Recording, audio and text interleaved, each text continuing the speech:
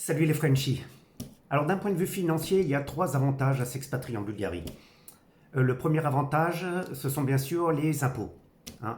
Comme vous le savez, il y a 10% d'imposition sur les sociétés, à savoir sur les bénéfices de la société, 5% sur les dividendes.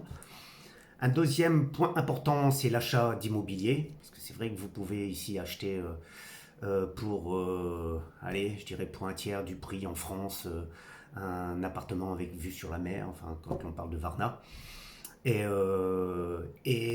le troisième point, c'est bien sûr le coût de la vie, les charges que vous avez à supporter tous les mois. C'est sur ce dernier point que j'aimerais me focaliser aujourd'hui. Alors je vais vous présenter tout simplement les charges que moi j'ai. Donc, je vous présente ce petit aperçu. Je ne sais pas si vous le verrez en stoppant la vidéo. Je peux vous le mettre éventuellement, joindre ce fichier si vous le désirez. J'aimerais regarder un petit peu les principaux points pour que vous sachiez un petit peu à quoi vous attendre une fois que vous vous êtes expatrié. Donc en ce qui me concerne, pour 2022, j'ai un total, je vais faire le détail bien sûr ensuite, j'ai un total de 10 837 leva pour l'année 2022, ce qui représente à peu près 5500, 5600 euros pour toute l'année.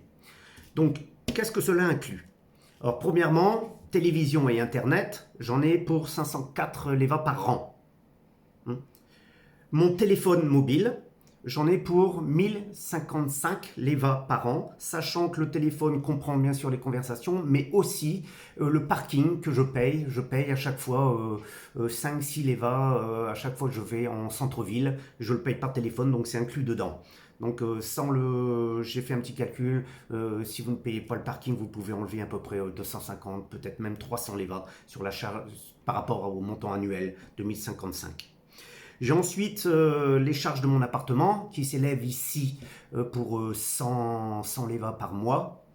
Donc c'est très raisonnable. J'ai un appartement de 130 mètres carrés dans un complexe fermé avec une place de garage, une cave et piscine, etc.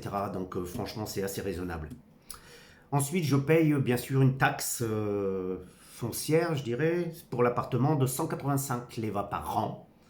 Je paye ensuite une taxe automobile, parce qu'ici il y a encore la taxe automobile de 275 leva à peu près par an.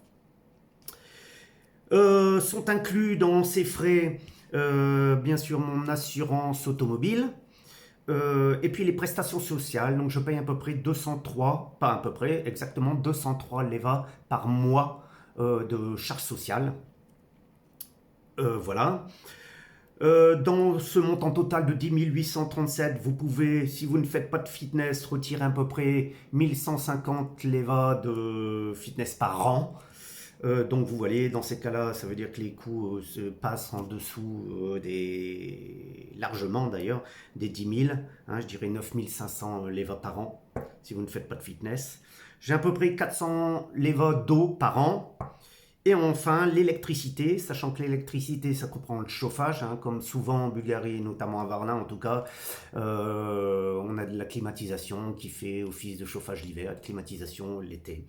Voilà, et ça se monte pour moi en 2022 à 1254 leva. Voilà. Donc j'ai regardé un petit peu par rapport notamment à 2016, l'évolution.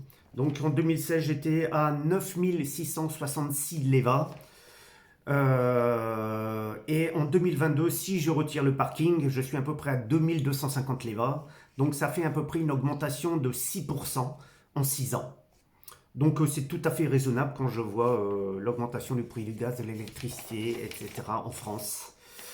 Voilà. Voilà, c'est un petit récapitulatif que je voulais vous faire. Donc je pense que bien sûr, on ne parle pas de l'alimentation, des vêtements et des sorties. Hein, mais vous pouvez à peu près savoir à quoi vous en tenir, hein, avec en termes de charges et de frais annuels quand vous vivez en Bulgarie, ce qui est à mon avis quand même aussi très raisonnable. Voilà. Bon ben j'espère que cette petite vidéo, en tout cas preuve à l'appui, vous aura un petit peu orienté sur ce qui peut vous attendre si vous vous expatriez ici en termes de coût de la vie, de charges de tous les jours et charges mensuelles. Voilà. Allez, salut!